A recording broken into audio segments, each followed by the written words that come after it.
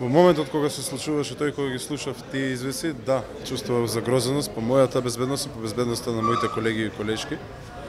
Но кога зборуваме за вкупното чувство, односно вториот дел од прашањето, морам да кажам дека процесот кој што се случува денес е процес чија институционална завршница би требало еднаш за секогаш да го заокружи прашањето на одговорност во нашата држава.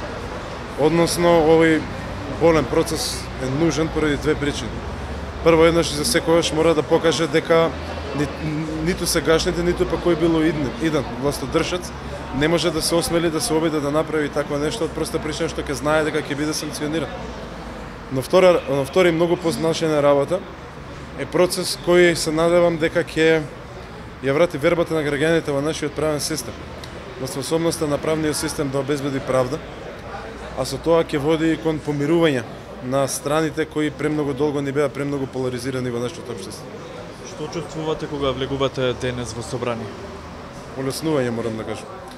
Олеснување, работите иако се тешки, иако ода тешко, сепак тоа не е ништо во споредба со тоа што се случуваше пред 27 и над 27. Така да напредокот, иако можеби не е оптимален, е значителен и видлив. Забрза некако целата судска разрешница или можеби се сомневате дека ќе се одолговлекува?